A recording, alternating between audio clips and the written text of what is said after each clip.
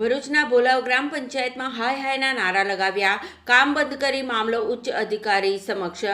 ભરૂચના બોલાવમાં ચાલી રહેલ ગટરની કામગીરી સામે નારાયણ એવન્યુ સહિતની સોસાયટીના રહીશોએ વિરોધ નોંધાવી કામગીરી અટકાવી દેતા મામલો ઉચ્ચ અધિકારી સમક્ષ પહોંચ્યો છે। ભરૂચની બોલાવ ગ્રામ પંચાયત દ્વારા ગટરની કામગીરી ચાલી રહી છે, જે સામે નારાયણ એવન્યુ સોસાયટી સહિત અન્ય સોસાયટીના રહીશોએ એકત્રિત થઈ હાય હાયના સૂત્રોચ્ચાર સાથે વિરોધ વ્યક્ત કરતા મામલો ગરમાયો હતો, જેના પગલે પોલીસ પણ દોડી આવી હતી। સોસાયટીના રહીશો તેઓને બોલાવ ગ્રામ પંચાયત દ્વારા વિશ્વાસમાં લીધા વિના મનમાની કરી ગટર લાઇનનું ખોદકામ કરવામાં આવી રહ્યું હોવાના આક્ષેપ સાથે ગટરના કારણે તેઓના ઘરમાં પાણી ભરાવાની સમસ્યા સર્જાશે તેમ જણાવી રહ્યા હતા। રહીશોના વિરોધના પગલે ગટરની કામગીરી બંધ કરાતા સમગ્ર મામલો જિલ્લા વિકાસ અધિકારીની કચેરીએ પહોંચ્યો હતો।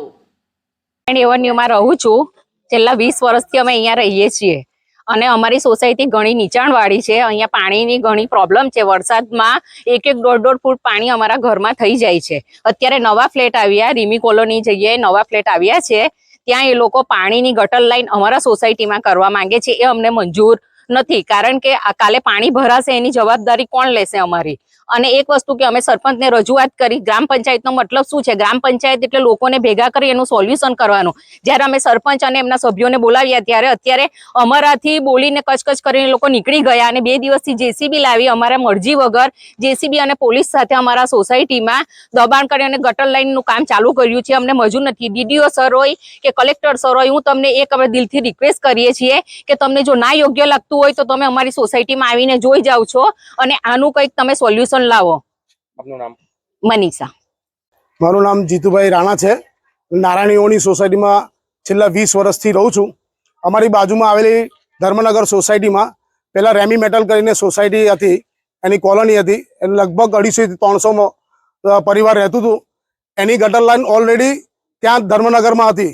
હમણે હાલમાં બોલાવ પંચાયત તરફથી એ લોકોની ગટર લાઈન અમારી નારાયણ એવન્યુ સોસાયટીમાં, જે નારાયણ એવન્યુ સોસાયટીની પોતાની માલિકીનો રોડ છે, એ માલિકીની રોડમાં જબરદસ્તી મનસ્વીપણે બોલાવ પંચાયત ગટર લાઈન નાખવાનું કામ ચાલુ કરેલું છે। આજે તમારે અમારી પાછળ દેખાય છે, એ લોકો પોલીસ પ્રોટેક્શન હશે આંગારી આ ગટર લાઈન નાખવાનું કાર્ય કરેલું છે।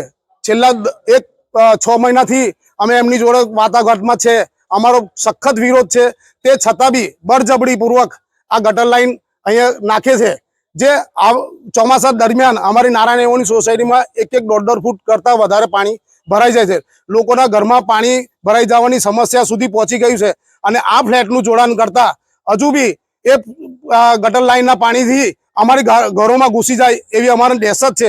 એટલે અમારો સખત વિરોધ છે કે આ ગટર લાઈન અમારી નારાયણ એવન્યુની પ્રિમાઇસીસમાંથી ના જાય, એમને બીજે જ્યાંથી લઈ જવું હોય અને એમનું પોતાનો ઓપ્શન છે, પોતાની જૂની ગટર લાઈન છે, એમાં એમનું જોડાણ થાય એવી જ અમારી અપીલ છે। ને એ આ ગટર લાઈનનો અમારો સખત અમારા નારાયણ એવન્યુ પરિવાર તરફથી વિરોધ છે।